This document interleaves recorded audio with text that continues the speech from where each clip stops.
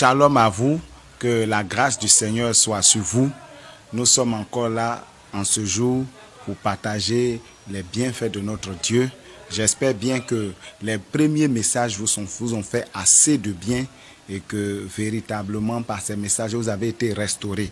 Si vous voulez réécouter tous les messages qui sont déjà passés sur Évangélique TV, vous pouvez aller sur ma page Pasteur Gouli sur le Facebook, ou bien vous pouvez partir sur ma page Facebook même, vous cherchez Gouli Serge et là-bas vous trouverez tous les messages que j'ai prêchés jusque-là. Vous pourrez les télécharger, vous pourrez les réécouter. Vous pouvez aussi aller sur ma page YouTube pour pouvoir aussi regarder tous ces messages-là et puis vous édifier à nouveau. Que la grâce de Dieu soit sur vous. Merci pour tous vos soutiens. Merci pour tous vos moments de prière. Nous sommes encore là en ce jour pour partager un thème très important. Et le thème que nous allons partager en ce jour est intitulé « Ne laisse pas l'ange de lumière te tromper » ou « Ne te laisse pas tromper par l'ange de lumière ». C'est la même chose. Donc, ne laisse pas l'ange de lumière te tromper. Et notre verset de référence en ce jour se situe dans le livre de 2 Corinthiens 11, le verset 14, qui nous dit « Et cela n'est pas étonnant, puisque Satan lui-même se déguise en ange de lumière. » La Bible dit que Satan se déguise en ange de lumière. Avant de rentrer dans le vif du sujet, je voudrais partager un témoignage avec vous. Il y avait un responsable d'une église qui voulait prêcher parce qu'il était à la veille du dimanche et donc il voulait préparer le message et il était vraiment préoccupé. Il était vraiment préoccupé par le message qu'il devait apporter ce dimanche-là. Et donc il priait pour que Dieu se révèle à lui, pour que Dieu lui montre quel message il devait prêcher. Et contre toute attente, pendant qu'il était préoccupé et qu'il priait, il voit un ange qui apparaît tout glorieux et qui lui dit « Prends tel verset et prêche là-dessus ». Donc il était tellement content parce que Dieu lui a tellement répondu, même que Dieu a envoyé un ange pour lui donner des instructions. Mais à sa grande surprise, il était là, puis il a senti dans son cœur l'envie de tester l'ange. Et de tester l'ange comment? C'est-à-dire dire à l'ange que tu es vaincu au nom de Jésus. Et il s'est dit comme ça intérieurement que s'il disait cela, si c'était un ange qui venait de Dieu, l'ange allait peut-être lui sourire. Mais si c'était un démon, le démon allait fuir. Et donc il a tenté et il a regardé l'ange et il a dit à l'ange, tu es vaincu au nom de Jésus. Et l'ange a disparu brusquement. Et c'est là qu'il s'est rendu compte que, au fait, ce n'était pas un ange qui venait de la part du Seigneur, ce n'était pas un ange que Dieu avait envoyé, mais plutôt un démon qui était venu et qui avait revêti une gloire démoniaque, une gloire qui était apparemment une gloire céleste, mais qui n'était pas une gloire céleste. Et donc, c'est quand il a vécu cette expérience qu'il va attendre au plus profond de son être entier une autre voix qui va lui dire, c'est le message que tu dois prêcher demain. Et cette voix, c'était la voix du Saint-Esprit qui lui disait, c'est le message que tu dois prêcher demain, que le diable se déguise en ange de lumière. Il est important que nous parlons de ces choses parce que nous remarquons beaucoup de choses aujourd'hui dans nos différentes églises, dans nos différentes paroisses, dans nos différentes églises, dans nos différents temples. Nous remarquons beaucoup de choses. Aujourd'hui, il y a une panoplie de pasteurs, de prophètes, d'évangélistes, d'apôtres aujourd'hui. Et le comble dans tout ça là, quand un artiste ou bien un sorcier accepte Jésus et que véritablement il commence à rendre témoignage de ce qu'il a vécu, 3 mois même après sa conversion, quelques mois après, l'église dans laquelle il est l'établit comme apôtre, comme évangéliste, comme pasteur. C'est-à-dire qu'il a quitté le monde des ténèbres. Il n'a aucune expérience, mais déjà il est pasteur. Et souvent on s'étonne de ce que nous voyons aujourd'hui dans nos différentes églises. Dans nos différentes églises. Ce qui se passe est tellement grave. Aujourd'hui, les hommes ont abandonné la sainte doctrine. Les hommes ont abandonné ce qui faisait la force des chrétiens. Là. Les hommes ont abandonné, les chrétiens ont abandonné ça. Ce qui faisait la force des chrétiens. Ce qui nous rapprochait de Dieu. La communion, la prière.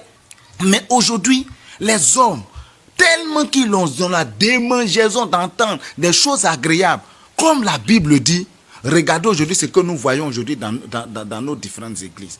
Aujourd'hui, un pasteur peut se lever, un prophète peut se lever et dire des choses et faire des choses qui n'ont rien à voir avec la Bible. J'étais étonné. Il y a quelque temps de cela, quand je regardais la télévision, un prophète qui est sorti à la télévision et qui a fait sortir un sac. Et ce sac-là, il avait un produit. Et ce produit-là, soi-disant quoi, il a prié dessus. Quand tu prends ce produit et que tu mets ce produit dans ton sac, ce produit-là produit assez d'argent. Et ce qu'il met devant, c'est qu'il a prié dessus. C'est une bouteille onctionnée. Mon frère, il y a beaucoup de choses qui se passent aujourd'hui dans nos différentes églises. Le tout n'est pas de dire que ça marche. Souvent, nous voyons des choses. Mais est-ce que ce que tu vois là, est-ce que ça vient de Dieu? N'acceptez pas tout. Les hommes acceptent tout parce que ça marche. Donc, on te donne des bouteilles d'huile. On te donne des liquides. Et puis, on te dit que c'est des liquides qui sont onctionnés. C'est des huiles qui sont onctionnées. Et que si tu prends, tu frottes sur toi, tes ennemis vont terrasser. Les sorciers ne pourront pas rentrer chez toi. Et puis effectivement, tu as pris ces choses-là, tu as pris ces objets, tu as frotté sur toi. Et puis effectivement, il y a un sorcier ou bien un parent qui t'a rendu visite et qui est terrassé et qui a commencé à se confesser. Effectivement, c'est vrai. C'est des choses que tu as vécues. Quand tu as utilisé cette huile, quand tu as utilisé ce liquide, quand tu as utilisé cette pommade, tu as vécu ou tu as vu le résultat de ce que ce prophète, de ce que cette personne t'a dit. Mais tu dois faire attention. Tu dois faire attention. Ce n'est pas parce que ça marche que ça vient de Dieu. Et tu dois le savoir. La Bible dit que il n'est pas étonnant que les anges, que Satan même, se transforme en ange de lumière. En ange de lumière. Souvent, il a cette posture. Ce n'est pas parce que ça marche que tu dois penser que c'est forcément Dieu. Que tu dois mettre ton cœur. Celui-ci que tu dois mettre ton cœur là, il s'appelle Jésus. C'est lui qui doit être dans ton cœur. C'est lui qui doit être ton assurance. C'est lui qui doit être ton rocher. C'est lui qui doit être ta force. En dehors de Jésus-Christ de Nazareth. Rien d'autre. Tu ne dois te baser sur rien d'autre. Quelle est la différence entre toi et puis celui qui se promène avec les talismans? Quand toi, tu as une bouteille, petite bouteille dans ta poche, et à chaque fois que tu vas dans les endroits publics, tu frottes ça sur ta main. Soit disant, il y a un prophète qui t'a donné et c'est ce qu'il t'a dit de faire. Quelle est la différence entre toi avec quelqu'un qui porte ceinture de sécurité? Quand toi, on t'a donné quelque chose, un fil sur lequel le prophète a prêché et que tu prends, tu mets autour de ton poignet. Quelle est la différence entre toi et puis celui qui porte la ceinture de sécurité? Et toi qui mets des bracelets que le prophète, soit disant comme le prophète a prié dessus là, qui te protège. Quelle est la différence? Fais attention à toi. Les apôtres qui avaient le Saint-Esprit comme toi n'ont pas fait ces choses. Ton prophète, je le dis toujours, n'est pas plus grand que l'apôtre Paul. Je suis désolé, mais je te le dis franchement. Ton prophète n'est pas plus grand que Paul. Ton prophète n'est pas plus grand que Pierre. C'est-à-dire que toi, ton prophète là, il n'est pas exceptionnel. De sorte que lui puisse faire tout ce que l'apôtre Paul a fait jusqu'à le dépasser. Ça peut arriver, je ne dis pas non, mais ne sois pas prétentieux. Si vraiment il était comme l'apôtre Paul, si vraiment il était comme l'apôtre Pierre, l'humilité allait le caractériser. Il allait avoir une conduite. Parce que c'est des gens qui étaient tout le temps avec le peuple. Mais ton prophète, bizarrement, il ne parle pas à tout le monde. Ton pasteur, bizarrement, il ne parle pas à tout le monde. Il est mystérieux. Pendant que l'apôtre Paul, il rendait visite à Jopé, à Éphèse, à ici. Ils étaient avec les frères. Ils travaillaient même. Ils étaient avec eux. Et ils vivaient une réelle communion avec ses frères en Christ. Fais attention à toi. Tu avales beaucoup de mauvaises choses. Tu avales beaucoup de mauvaises choses. Tu acceptes beaucoup de mauvaises choses dans ta vie. Tu ne prends même pas le soin de lire la Bible. Tu n'as jamais lu la Bible depuis que tu es chrétien. Ça fait combien d'années? Tu n'as jamais lu la Bible, ne serait-ce même qu'une seule fois. Tu n'as jamais lu même le Nouveau Testament, ne serait-ce qu'une seule fois. Mais ta force là, ça se trouve. Parce qu'en réalité, tu n'as pas accepté Jésus. Mais quand tu n'as pas accepté Jésus, la peur te domine. La peur, la crainte de mourir. Mais toi, tu vas aller au ciel là. Si tu ne meurs pas, comment tu vas aller au ciel? Il faut que tu meurs pour aller au ciel. Mais si les sorciers peuvent avoir encore accès à ta vie, si les démons peuvent avoir encore accès à ta vie, c'est que ta vie a un problème. La Bible dit quiconque pêche est du diable. Si tu pêches là, c'est du diable. Donc le diable va te réclamer. Pour le moment là, la pommade que tu frottes sur toi là, c'est pas que ça empêche les démons. Mais tu peux être possédé par un esprit. Ta vie là peut être possédée par un esprit. Et c'est ça qui fait que tu n'es pas stable spirituellement. Tu dois revenir à Jésus. Tu dois donner ta vie réellement à Jésus. La Bible dit, si Dieu est pour vous, qui sera contre vous? Mais pourquoi jusque-là tu as encore peur? Et que c'est-à-dire qu'on vend même balai qu'on prend pour balayer la maison là. Il y a des balais prophétiques. Ah, mais autant des apôtres Paul, il y a des cailloux prophétiques. Pourquoi ils n'ont pas fait des cailloux prophétiques pour lapider les gens? Mais pourquoi c'est que les gens n'ont pas fait guerre là? C'est ça. Ne mentez pas sur le Seigneur Jésus. Souvent on prend le verset qui dit que vous ferez les œuvres que j'ai faites et vous en ferez de plus grandes. C'est ça qu'on prend pour faire n'importe quoi. On dit Jésus dit on va faire des choses plus grandes. Jésus a pris crachat. Mais Jésus a pris crachat, il a pris crachat combien de fois? Mais toi depuis que parce qu'il faut comprendre ce qui se passe aussi.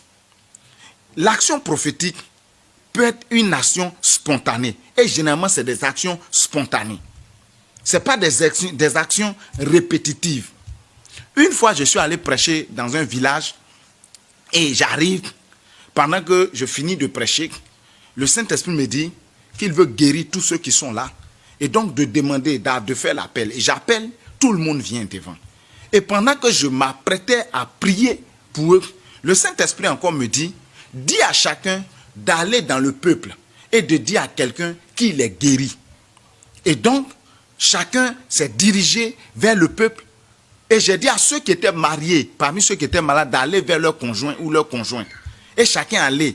Et ils ont commencé à prophétiser, à dire à leur conjoint, à leur frère, à quelqu'un, que je suis guéri. Et je leur ai dit de dire ça avec foi. Et quand ils ont fini de dire, j'ai dit, bon, vous êtes guéris. Et ils sont partis s'asseoir. Et à l'heure des témoignages, j'étais étonné. Des témoignages extraordinaires. Des gens qui ont été guéris, qui ne se portaient pas bien. Des gens qui souffraient, mais qui ont été guéris de manière extraordinaire. Je finis le programme. Un autre jour, je vais encore prêcher dans un village. J'arrive là-bas, j'appelle les malades. Et cette fois-ci, je dis à chacun d'aller dire à quelqu'un dans le peuple qu'il est guéri. Et ils sont allés, mes amis, quand ils ont fini de dire ça là, à me demander si je n'ai pas aggravé la maladie des gens. Parce que c'est ça. Dieu t'a dit de faire telle chose. Dieu t'a dit prends ta chaussure, tape telle personne avec. Tu as pris ta chaussure, tu as tapé telle personne. Mais depuis ce jour-là, c'est fini. Toi, ton ministère, c'est prendre chaussure et puis taper les gens. Mais tu as un problème. Ton pasteur a un problème. Ton pasteur qui vend jus, qui vend pommade là. Certainement un jour, Dieu lui a dit n'a qu'à prendre la pommade. Et il a pris pour mettre sur quelqu'un, puis c'est guéri. Depuis ce jour-là, le diable s'est saisi de ce qu'il a dit. On a un de nos grands pasteurs, que je salue au passage, le pasteur Adja Julien, qui nous a dit quelque chose une fois. Il nous a dit, c'est lui qui m'a formé, et il nous a dit quelque chose. Il nous a dit, tu peux faire quelque chose à la minute, et puis c'est Dieu. Et la seconde qui suit, fait la même chose. Et puis c'est le diable. Faites attention. Ne laissez pas le diable vous tromper. Parce que c'est le diable qui se déguise en ange de lumière. Et la Bible dit au verset 15, il n'est donc pas étrange que ces ministres aussi se déguisent en ministres de justice. Leurs fins seront leurs œuvres. Faites attention. Vous acceptez tout. Et c'est l'inconversion qui fait que vous acceptez ces choses. Comme vous n'avez pas envie de vous convertir, Vous prenez ce qu'il vous arrange. C'est-à-dire, vous ne voulez pas changer. Tu ne veux pas changer. Je te parle. Tu ne veux pas changer. Mais tu veux quelque chose que tu vas prendre qui va te permettre de rester dans ta position de péché, dans ta position d'inconversion, mais qui te protège. Jésus, il n'est pas comme ça. Et je veux rectifier quelque chose. La Bible dit, car Dieu a tant aimé le monde, qu'il a donné son Fils unique, afin que quiconque croise en lui ne périsse point, mais qu'il ait la vie éternelle. Ce que Jésus est venu donner là, c'est la vie éternelle. Jésus n'est pas venu pour te donner voyage. Jésus n'est pas venu pour te donner voiture. Jésus n'est pas venu pour te guérir. Jésus est venu te donner d'abord la vie éternelle. Romains 6, le verset 23 dit, le salaire du péché, c'est la mort. Mais le don gratuit de Dieu, c'est la vie éternelle en Jésus. Jésus est venu te donner la vie éternelle.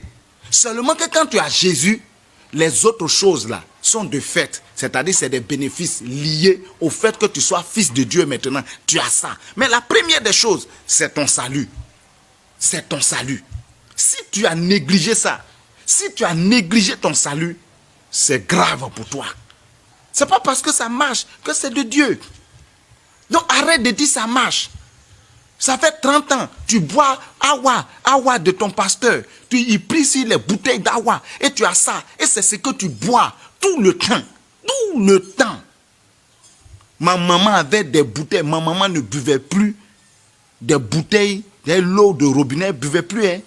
C'est que tout ce qu'elle doit boire là, ça doit dormir d'abord chez son pasteur avant d'arriver chez elle. Et moi, quand je partais chez elle, je refusais aussi de boire. Et moi, je buvais l'eau de robinet. Elle me disait que, tant pis pour moi. Mais malheureusement, elle a bu ça pendant des années. Mais il a fallu que je l'invite à l'église une fois quand elle était très malade. C'est par là qu'elle a eu son salut, elle a été guérie. J'ai prié pour elle, terrassée. Vous voyez? Donc, c'est pas... Arrête ce que tu es en train de faire. Parce que c'est ça. Il faut comprendre que tu n'es pas dans une bonne voie. Tout se trouve dans la Bible. Tout se trouve dans la Bible. Tout se trouve dans la Bible. Jésus est notre référence. Jésus est notre référence. Il y a certains qui disent non, il y a des mystères qu'il faut connaître. Mon frère, à Dieu les choses cachées et à toi les choses révélées. Si Dieu veut te révéler ce qui est caché, il va te révéler ce qui est caché. Mais ne nous mettons pas sous des jougs bizarres, des jougs qui n'ont aucun sens. C'est-à-dire qu'on prend les versets, on les renverse et puis on prend le mystère. Comme Dieu dit, il y a des mystères. Tu prends les mystères et puis tu pratiques la sorcellerie maintenant à l'église sur tes fidèles. Parce que tu fais là, c'est la sorcellerie. C'est pas de Dieu. J'ai été choqué la dernière fois quand j'ai entendu un prophète dire je vais changer mon ange. Ah! Non, vraiment, c'est-à-dire que je sais pas ce qui se passe. Lui, il va changer son ange. Que son ange qui est venu là n'est pas puissant. Mais comme toi-même tu es puissant au point de changer les anges, faut dire à Dieu, faut pas te protéger. Les gens sont en train de pratiquer la sorcellerie sur ton dos. Et je t'informe, les hommes sont en train de pratiquer la sorcellerie sur ton dos. Quand tu acceptes Jésus, il t'anime d'une paix et d'une joie que tu ne peux pas comprendre, qui te rend serein, qui te tranquillise, qui arrête ton intérieur de bouger. Tu vis une paix pas possible. Et cette paix, cette assurance-là, fait qu'aucun esprit ne peut t'atteindre. Tu dois comprendre ça. Tout n'est pas de Dieu forcément. Tout n'est pas de Dieu. Tout ce qui marche ne vient pas forcément de Dieu. Donc ne pense pas que parce que quelque chose marche, ça vient de Dieu.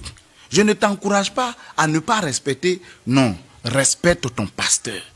Respecte. Et comme je l'ai dit là, les pasteurs, les prophètes, les évangélistes, les apôtres ont pour rôle de nous conduire au ciel, de nous conduire à Jésus, d'inculquer en nous l'image réelle et vraie de Jésus. Parce que c'est Jésus en nous qui va nous sauver.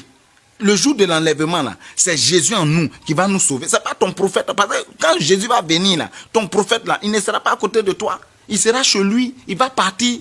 La Bible ne dit pas, il ne va pas venir chez toi pour dire que bon, il faut t'apprêter tout à l'heure, là. On va partir au ciel. Non, de là-bas, il va partir.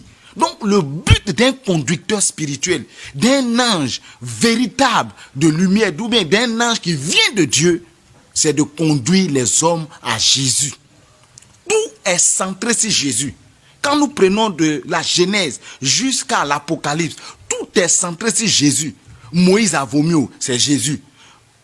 Joseph fait partie en Égypte, c'est Jésus. Tout ce qui est dans la Bible, c'est Jésus. Mais pourquoi de nos jours, il a fallu qu'on finisse l'Apocalypse pour que de nos jours, là, les hommes de maintenant amènent tout à eux. Regardez les hommes, ceux qui nous ont précédés dans le ministère, les Charles Finney, ces grands hommes, hein, c'est John Wesley. Vous allez voir, c'est des hommes. C'est aujourd'hui on parle d'eux, mais en son temps, c'était des hommes cachés, c'était des hommes humbles. Mais aujourd'hui là, c'est pas possible. Des gens qui passent, des hommes de Dieu qui passent tout le temps à maudire les gens. C'est pas pour ça que Jésus nous a appelés. Respecte l'homme de Dieu. Et surtout, partage la Bible avec lui. Dis-lui de te montrer comment tu dois te rapprocher de Dieu. Comment tu dois être propre. Comment tu dois être une chrétienne, un chrétien engagé. On doit faire ta délivrance. On a un frère qui allait voir un homme de Dieu. Et l'homme de Dieu là, lui a imposé la main. Et après ce jour-là, il a commencé à faire des miracles. Mais il va venir après se repentir pour dire qu'il fait des miracles. Hein. Il accomplit des miracles. Mais à l'intérieur de lui, il sent un grand vide. Comme si quelque chose lui manquait. Il fait des miracles. Mais il sent que c'est une force qui le conduit. Et ce jour-là, le pasteur qu'il allait voir, quand le pasteur lui a imposé la main, il est terrassé. Et il a commencé à glisser à terre comme un serpent. On a oublié que l'esprit de Python agit aussi. Fais attention à toi. Tout ce qui marche ne vient pas forcément de Dieu. Ne laisse pas l'ange de lumière te distraire. Ne laisse pas Satan te distraire. Est-ce que c'est biblique? Est-ce que c'est biblique? Dieu peut aussi t'utiliser. Que la grâce de Dieu soit sur vous. Que tous les serviteurs de Dieu qui prêchent l'évangile vrai et qui encadrent les âmes sincèrement et qui arrachent les brebis de la bouche de l'usurpateur, des démons, que ces hommes de Dieu soient bénis et que la grâce de Dieu demeure sur vous. Je veux que tu te lèves et que tu cherches la face de Dieu. Ce n'est pas quelqu'un qui va jeûner pour toi. Ce n'est pas quelqu'un qui va prier pour toi. Quelqu'un te dit, il faut aller seulement. Mais lui, il est derrière toi. Non, non, non, non. Tu dois chercher Jésus. Tu dois t'approcher de Jésus. Que Dieu te bénisse et que la grâce de Dieu soit sur toi. Je vais prier pour toi et te recommander à la grâce de Dieu. Seigneur, merci pour ta parole qui est esprit et vie et pour toutes ces personnes qui ont écouté cette parole. Seigneur, ils désirent se rapprocher de toi, mais ils ne savent de quelle manière. Mais tu les connais, tu connais leur vie, tu connais leur engouement, tu connais leur zèle. Je te prie de te révéler à eux. Je te prie de te révéler à eux et de les conduire, d'éclairer leur chemin, afin que, Père, l'ange de lumière ne les égare pas. Et que tous ceux qui étaient déjà égarés, que tous les démons qui étaient sur leur chemin, qui les avaient égarés, soient vaincus au nom de Jésus-Christ de Nazareth. Seigneur, environne-les de ta grâce et ouvre leur cœur, ouvre les yeux de leur cœur, afin qu'ils te connaissent, afin qu'ils te comprennent, afin qu'ils t'entendent. Toi qui es le vrai et le bon berger, sois glorifié, Père, au nom de Jésus. Amen. Que la grâce de Dieu soit sur vous. Vous pouvez toujours nous écrire. Que Dieu vous bénisse.